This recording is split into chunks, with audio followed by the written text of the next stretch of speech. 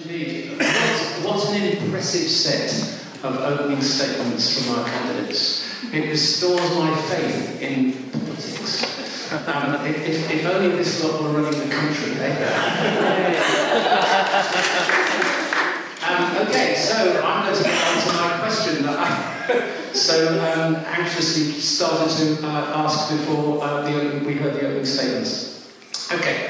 The Trussell Trust, which is a national food bank charity that many of you will have heard of, with whom we're in partnership here at Cambridge City Food Bank, have called for all candidates who are standing in this election to commit themselves to ensuring that all those on state benefits, such as universal credit, have enough money to be able to buy the essentials of life, things like accommodation, food and heating. So the question to the candidates is, can you prove to me that your policies over the lifetime of the forthcoming Parliament will enable this to happen? And I'm going to start with David and work my way around this way. And Khalid, I'm not leaving you out here. Every time we ask a question, I'm going to move the start it along the line. So that's what we're going to do. So David, over to you to start. 1 minute. I can't prove to you anything. I'm an independent candidate. All I can prove to you is that I will fight for the principles that I outlined in my campaign, which is to try to bring society together, to try to make it a more cohesive society, to try to encourage volunteering, to try to give options for young people. And obviously, part of all this is a more equitable society, a fairer society. So obviously, I will lobby for these things. That's it. Okay. Thank you. As I said in my opening remarks, I think the pledge of the proposition made by Trussell Trust to bring in the guaranteed essentials guarantee for universal credit is a superb policy, and it's something that I wholeheartedly support. If I'm honest, I'm shocked that that doesn't exist already. And as I said, that's an example where we've not gone far enough. And if I am lucky enough to be elected as the next MP, that's absolutely front and centre something I'll be advocating for. Thank you.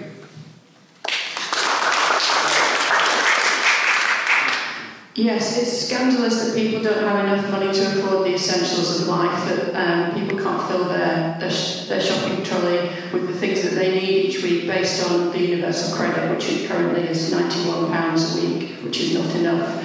The Green Party, as I said in my speech, would raise this by £40 to the more acceptable level of £120 a week for the essentials. And we think the work that is being done by the Cambridge City Food Bank is tremendous, and we would like to work with them to improve the amount of donations in terms of food and money to help this absolutely essential thing for people who are suffering in our tremendously unequal city. It's quite shameful that we have that title.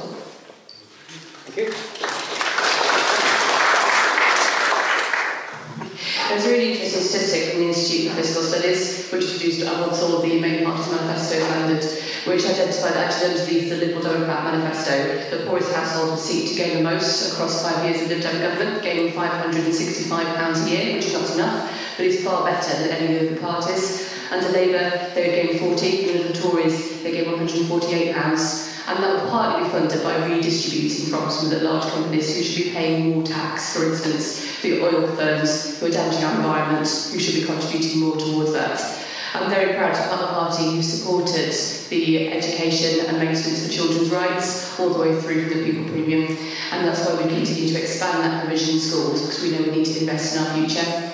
We're also looking long term with how we retrofit homes to help reduce energy bills whilst helping the environment as well, so environmental and social justice can sit hand in hand within our policies. Thank you. Wow, it feels almost impossible. You can't answer this question in a minute. I think for me, we need a sustainable model to address poverty. It can't just be sticking plasters. In some of the things that Labour will look at, we will look at the roots of poverty to really work with that sustainable model, addressing in-work poverty, stopping renters being ripped off, looking at cheaper energy, better quality homes that will reduce the energy bills. We need to reform universal credit. We need to reform work capability assessments. We do have fully costed plans, and that is really important. And I want to stay really positive about what Labour has got to offer, but I do have to say we will not be in a position where we start promising to do things like get rid of tuition fees and then get into government and have to renege on that. We are very clear that we will cost everything, and I think that's absolutely vital. Thanks.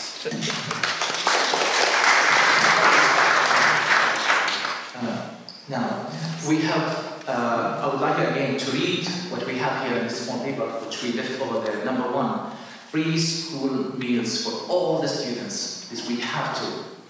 It's not an optional. Our kids suffering. Number 2, free transport for all the students. We have to. I have free transport all my life. What about our kids here? Number 3, we have free education. We have to fight for free education. Our students, they finish their university with 50,000, 80,000 loan. They are struggling. They are poor from the start. This is not fair. So what we need to fight for them. As well, there is another point which I forgot about it now, but the parties, when we are talking about solutions, they are the cause of this trouble. So we have to not believe them longer. For how long? We have more homeless people, more struggling here. So we are really facing a disaster, and this is why we are here today trying to find a solution. So we need to stand with our people. Thank you.